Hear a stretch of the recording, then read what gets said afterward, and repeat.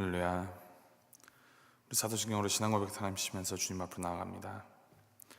전능하사 천지를 만드신 하나님 아버지를 내가 믿사오며 그 외아들 우리 주 예수 그리스도를 믿사오니 이는 성령으로 잉태하사 동정녀 마리아에게 나시고 본디오 빌라도에게 고난을 받으사 십자가에 못 박혀 죽으시고 장사한 지 사흘 만에 죽은 자 가운데서 다시 살아나시며 하늘에 오르사 전능하신 하나님 우편에 앉아 계시다가 죄로서 산 자와 죽은 자를 심판하러 오시리라. 성령을 믿사오며 거룩한 공회와 성도가 서로 교통하는 것과 죄를 사하여 주시는 것과 몸이 다시 산 것과 영원히 사는 것을 믿사옵나이다. 아멘. 찬송가 446장 함께 찬양합니다. 446장 주 음성 외에는 함께 찬양하시겠습니다.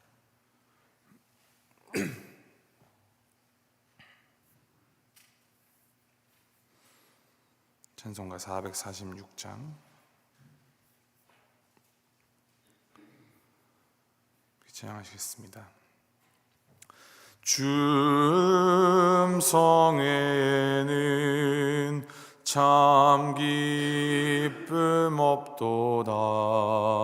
날 사랑하신 주 늘 계시옵소서. 기쁘고 기쁘도다. 항상 기쁘도다. 나 주께 왔사오니 복 주옵소서. 나 주께 왔으니 복 주시옵소서. 주 함께 계시면 큰 시험이 이기네. 기쁘고 기쁘도다. 항상 기쁘도다. 나 주께 왔사오니 복 주옵소서. 주 떠나가시면 내 생명 헛되네. 기쁘나 슬플 때 늘 계시옵소서. 기쁘고 기쁘도다. 항상 기쁘도다. 나 주께 왔사오니 복 주옵소서. 그 귀한 언약을 이루어 주시고 주 명령 따를 때 늘 계시옵소서. 기쁘고 기쁘도다. 항상 기쁘도다. 나 주께 왔사오니 복 주옵소서.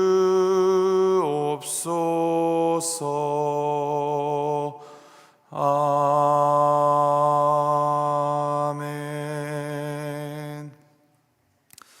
하나님의 말씀 느헤미야 9장 32절부터 38절까지 말씀입니다. 느헤미야 9장 32절부터 38절까지 말씀 한 절씩 교독하시겠습니다. 느헤미야 9장 32절부터 38절까지 말씀. 32절 말씀 제가 먼저 읽습니다. 우리 하나님이여 광대하시고 능하시고 두려우시며 언약과 인자하심을 지키신 하나님이여 우리와 우리 왕들과 방백들과 제사장들과 선지자들과 조상들과 주의 모든 백성이 아수르 왕들의 때로부터 오늘까지 당한 모든 환난을 이제 작게 여기지 마옵소서.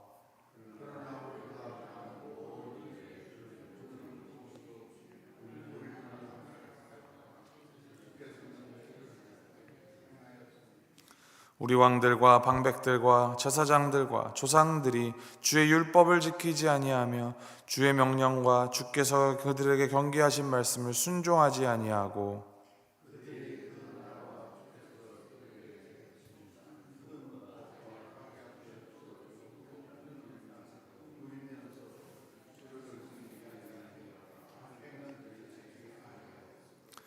우리가 오늘날 종이 되었는데 곧 주께서 우리 조상들에게 주사 그것의 열매를 먹고 그것의 아름다운 소선을 누리게 하신 땅에서 우리가 종이 되었나이다.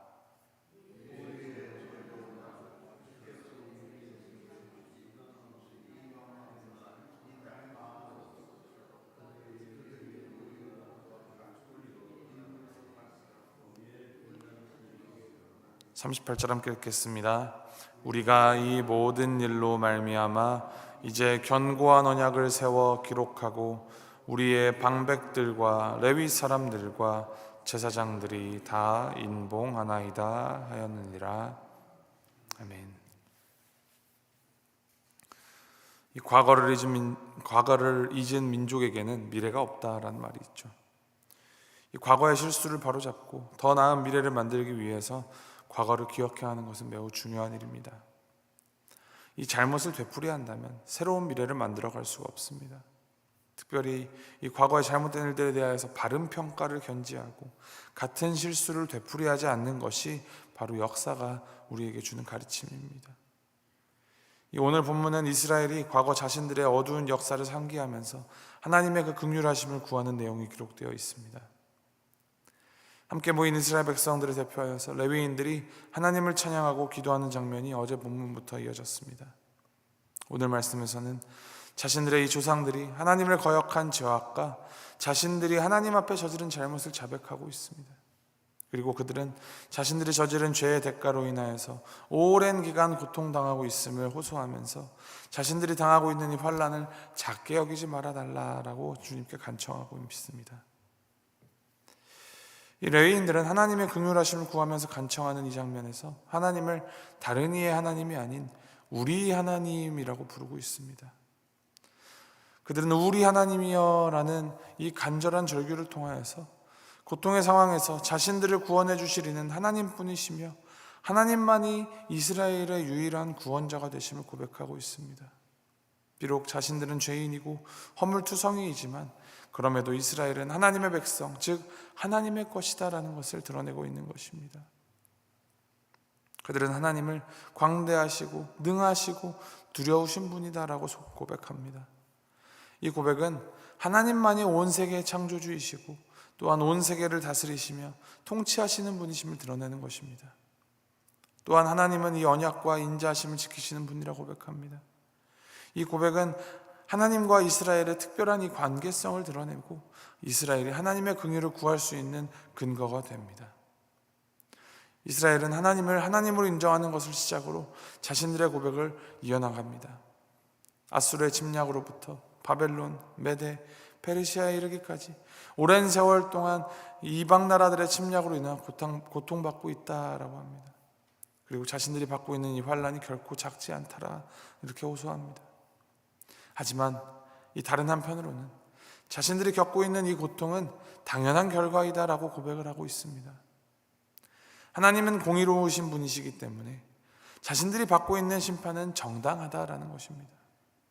자신들은 악을 행했지만 주께서는 진실하게 행하셨다라고 고백하면서 하나님의 공의가 왜곡되거나 변질되지 않았음을 분명히 하고 있습니다. 우리의 이 유한하고 제한적이며 또 이기적인 관점에서 볼 때 때로 하나님의 공의가 이루어지지 않는 것처럼 여겨질 때가 있습니다. 그러나 이것은 하나님이 이루어 가시는 이 일의 아주 작은 부분밖에 볼 수 없는 이 인간의 제한적인 이 인식과 짧은 시각 때문에 발생하는 일입니다.